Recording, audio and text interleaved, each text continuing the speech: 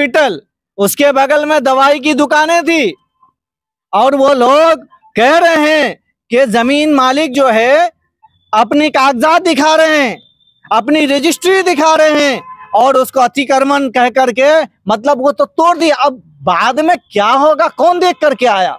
असल है क्या कि एक पक्ष को, यानी यहाँ पर जो लोग बड़ी तादाद में हैं, हमारे हिंदू भाइयों को खुश करने के लिए और मुसलमानों को डरा करके उनका वोट हासिल करने के लिए सारा का सारा प्रोपेगेंडा चलाया जा रहा है। मुद्दों पर बात करने के लिए वक्त दिया है और हमको अपनी बात रखने का मौका मिला है। हरियाणा के मुद्दे पर बात यह है कि जैसे हम भारत के लोग हैं, आज आज़ादी के 75 साल के बाद भी हमसे अगर सर्टिफिकेट मांगा जा रहा है तो सवाल उन लोगों के ऊपर है जिन लोगों को हम लोगों ने अपना रहनुमा और अपने गर्दन की हिफाजत करने वाला मानते रहे। सवाल उन लोगों से हम तो बाद में करेंगे। हम जानते हैं कि जो जालिम हैं, जो हमारे ऊपर हमला करने वाले हैं, हम उनसे सवाल क्या कर सकते हैं? सवाल तो हम उससे ही कर सकते हैं जो हमारे साथ रह करके हमको इस हाल में ला करके छोड़ा है कि ना हम आह भी करते हैं तो हो जाते हैं बदनाम, वो कत्ल भी करते हैं तो चर्चा नहीं होता। यही आलम आज हरियाणा के अंदर है। हरियाणा यानी ये समझ लीजिए कि देश के कोने कोने में हो रहा है। आपको पता है कि हरियाणा के अंदर जिस दिन यानी मेवात में नूह, वहां पर का इतिहास है, हम लोगों से भी सुन रहे हैं और इतिहास भी है, यानी मोबाइल के माध्यम से लोगों की बातों को हम सुन रहे हैं। लोग वहां पर जुलूस भी निकाल रहे हैं आज के दिनों में भाईचारा बचाने के लिए। वहां पर आज तक एक भी फसाद नहीं हुआ था, लेकिन ये अफसोस की बात है, ये फसाद असल जो है ये 24 की तैयारी है। तो अगर 24 की तैयारी है तो मैं उन लोगों से भी सवाल करता हूं कि जिन लोगों की नाकामी की वजह से आज ये फसाद हो रहा है, फसाद शुरू हुआ है, वो जड़ क्या है? सर, एक सवाल ये है कि ये पत्थर जो फेंका गया, ये किसकी तरफ से फेंका गया? क्योंकि नूह जहाँ पर तकरीबन 4-5 हज़ार की आबादी है उस गांव की, और वहाँ हिंदू मुसलमान दोनों है। अगर वहाँ अक्सरियत मुसलमानों की है तो मान के चलिए 2000 से 3000 मुसलमानों की तादाद होगी, और जिस लश्कर जो जुलूस निकाला गया था उसकी तादाद तकरीबन 25 से 30 हज़ार, और उस लश्कर के साथ पुलिस फोर्स भी मौजूद थी। तो क्या ये मुमकिन है कि मुसलमानों के द्वारा ही ये पत्थर फेंका गया हो, या ये साजिश के तहत जो मुसलमानों को बदनाम किया जा रहा है? देखिए, सबसे पहली बात यह है कि साजिश मोनू मानेसर जो नासिर जुनैद का हत्यारा है, आरोपी है, कांग्रेस की सरकार है राजस्थान के अंदर, आज तक उसको ढूंढ नहीं पाई है, लेकिन वो शख्स सोशल मीडिया के माध्यम से अपनी बात पहुंचा रहा है कि मैं आ रहा हूं, और सभी लोगों को वो दावत दे रहा है कि सारे लोग आए। जब वो मुसलमानों को अपना साला समझ रहा है और ये खुले आम ये जो मोबाइल के जरिए संदेश भेज रहा है कि मैं तुम्हारा जीजा आ रहा हूँ, फूल और माले से स्वागत के लिए तैयार रहना, तो ये किस कदर नफरत भरा पैगाम है। ये दूसरा आदमी है। एक ये मोनू मानेसर के बिट्टू बजरंगी वो कहता है कि मीडिया के माध्यम से, हमारे पास भी वो वीडियोस हैं कि आ रहा हूं, फला जगह पहुंच चुका हूं, लोकेशन देके जाऊंगा, फूल माला तैयार रखना। एक आदमी कह रहा है कि तुम्हारा जीजा आ रहा है, और वो कह रहा है हाँ जीजा आ रहा है। पुलिस को एक्शन लेना चाहिए पहले ही, जब इस तरह का जो भाषण दिया था उन्होंने और वीडियो जारी करके पहले ही से उन्होंने जो है सोशल मीडिया पर डाल दिया था, तो उस वक्त पुलिस क्यों खामोश थी? देखिए, जब तक हुकूमत नहीं चाहेगी दंगे नहीं हो सकते हैं। हम कहते हैं कि इंटेलिजेंस की भी रिपोर्ट थी, और एक चैनल पर आकर के इंटेलिजेंस के लोग बता दिए कि वहां पर गड़बड़ हो सकती है, तो फिर सरकार के जो लोग थे प्रशासन के जो लोग थे, और सबसे बड़ी बात आप समझिए कि जो नूह के एसपी थे वो छुट्टी पर हैं और पदभार वाले एसपी उसको देख रहे थे। और तीसरी बात ये कि हम लोगों ने वीडियोस देखे कि आज तक के चैनल के एंकर को बजरंग दल के लोग रिपोर्टिंग करने के लिए रोक रहे हैं। सवाल यहीं से शुरू होता है कि अगर बजरंग दल के लोग गलत नहीं कर रहे थे तो रिपोर्टिंग करने से क्यों रोके? वो रिपोर्टिंग, वो उनकी उस रिपोर्टर, आज तक के रिपोर्टर की बात लोगों ने उसको डाउनलोड किया। अगर डाउनलोड न किया होता लोगों ने और उसको सोशल मीडिया के माध्यम से न चलाया होता तो आज ये भी शायद कहीं ना कहीं गुम हो गया होता। और एक चीज बताओ कि पुलिस की मौजूदगी में भी फायरिंग की गई है। जिस वक्त इमाम साहब पर जो असद साद साहब हैं उन पर हमला हुआ, उससे पहले वो अपनी बहन से बात कर रहे थे। उनका कहना था कि पुलिस मौजूद है, 200-250 के करीब बजरंग दल वाले नारा लगा रहे हैं। उनका ये कहना था कि पुलिस हमारी हिफाजत करेगी, लेकिन पुलिस ने उनकी हिफाजत नहीं की। इस पर क्या कहेंगे? हमने आपको कहा कि जब तक हुकूमतें नहीं चाहेंगी दंगे नहीं हो सकते हैं। और जहां तक हाफिज साद साहब की बात है, जो इमाम मस्जिद हैं थे, अल्लाह उनको जन्नत अता करे। एक हफ्ता शायद पहले उसने एक नात पढ़ी, अल्लाह से दुआएं मांगी कि या इलाही ऐसी फिजा कायम कर दे भारत में कि हिंदू मुस्लिम साथ खाएं एक थाली में। यही शायद उन लोगों को रास नहीं आई, क्योंकि भारत में लोग, ज्यादातर लोग यानी कुछ मुट्ठी भर लोग फितना करने वाले हैं, कुछ लोग दंगा करने वाले हैं, लेकिन उससे ज्यादा लोग जो सेकुलरिज्म को मानते हैं और भाईचारे को मानते हैं और आपस में मिलजुल कर रहना चाहते हैं। ये तमाम चीजें हैं।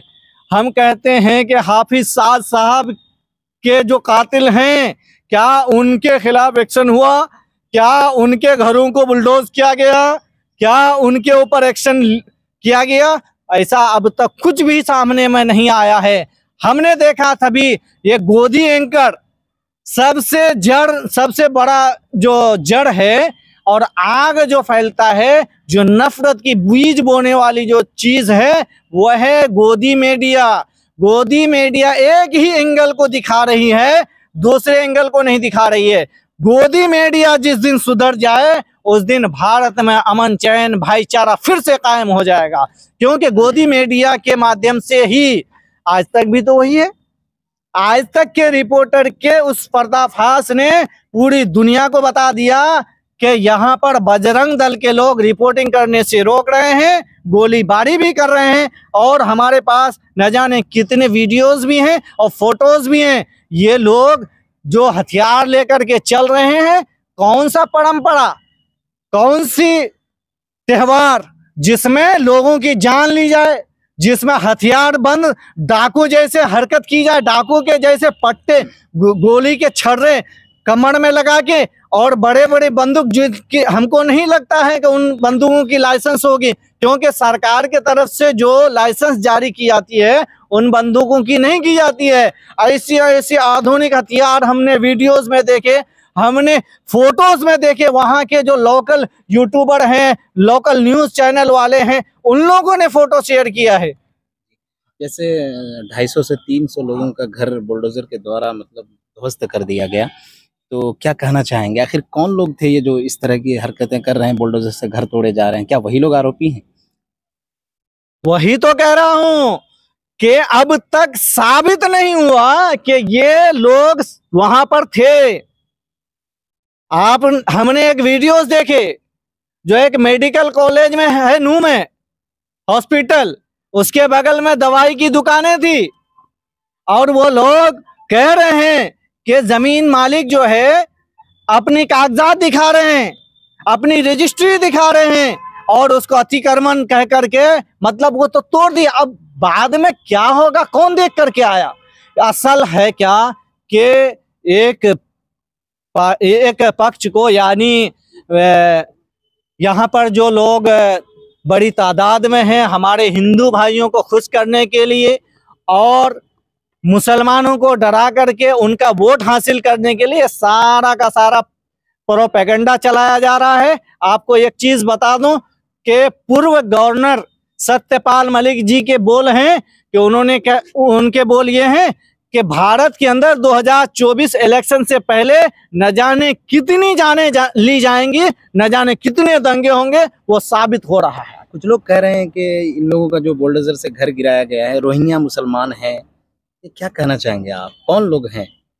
आप उनके पास आधार कार्ड हैं, बगैर कागजात देखे रोहिंग्या कह दे रहे हैं। आप सरकार को तो पहले ये स्पष्ट करनी चाहिए कि आज अगर फसाद हुआ तो फसाद में दोनों तरफ से हो सकता है कि दोनों तरफ से लोग गलत किए हैं, लेकिन एक तरफ से किसी को आप रोहिंग्या कह दे रहे हैं और उसके घर को बुलडोज कर दे रहे हैं बगैर कागज देखे हुए।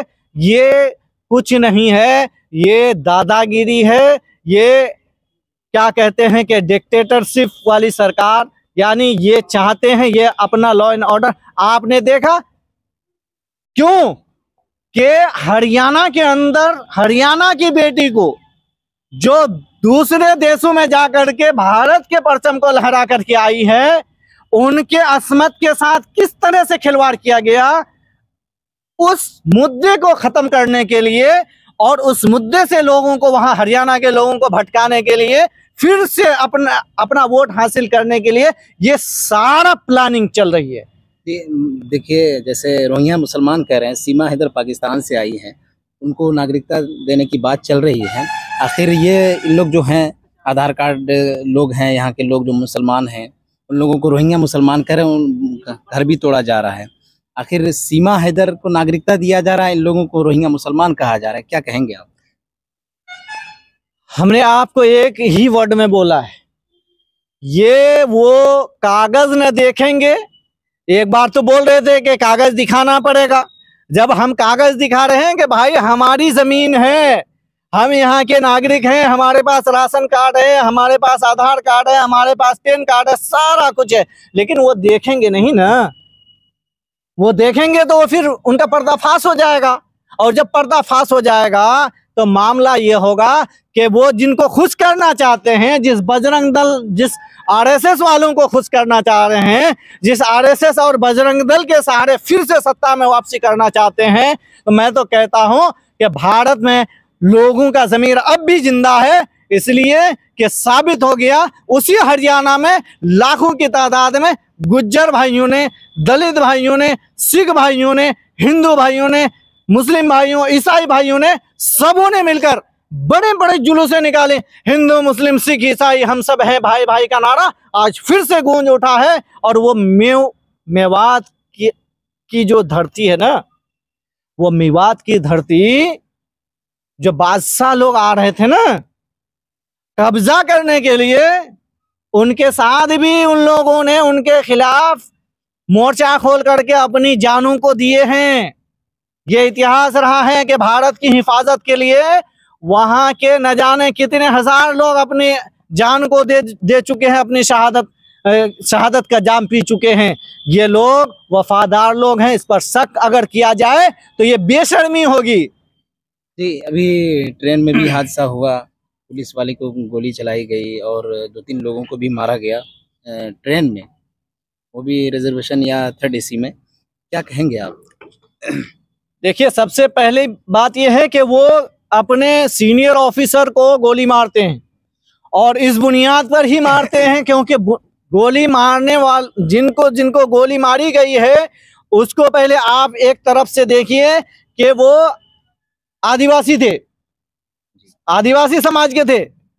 अच्छा, दूसरे को जो मारा गया, तीसरे को मारा गया, चौथे को मारा गया, ये क्या थे? मुसलमान थे, दाढ़ी थी, और चुन चुन के मारा गया। ऐसा नहीं कि गोली चला रहे हैं तो वहीं पर 4 को मार दिए, चलो ये बचाने आ रहा था तो उसको भी मार दिया, ऐसा नहीं है। बल्कि अलग अलग कंपार्टमेंट में जाकर के ही उसने गोली मारी। और फिर उनके बोल हैं, वो वीडियोस वायरल हैं कि भारत में रहना है तो मोदी योगी कहना होगा, मानना होगा। ये कैसा देश है भाई? मोदी योगी का देश नहीं है सिर्फ, यहाँ अगर योगी मोदी का देश अगर है तो यहाँ मुकर्रम का भी देश है, तो यहाँ रामफाल का भी देश है, तो यहाँ जुनैद का भी देश है, ये हाफिज साद का भी देश है, तो यहाँ पर मरने वाले पहलू खान का भी देश है। किसी के, ये भारत किसी के बाप की जागीर नहीं है, ये सबका भारत है। जो किसी धर्म को मानता है उसका भी भारत है, और जो किसी धर्म को नहीं मानता है उसका भी भारत है। ये भारत ये फूल है, इस फूल को जब जब भी किसी ने नुकसान पहुंचा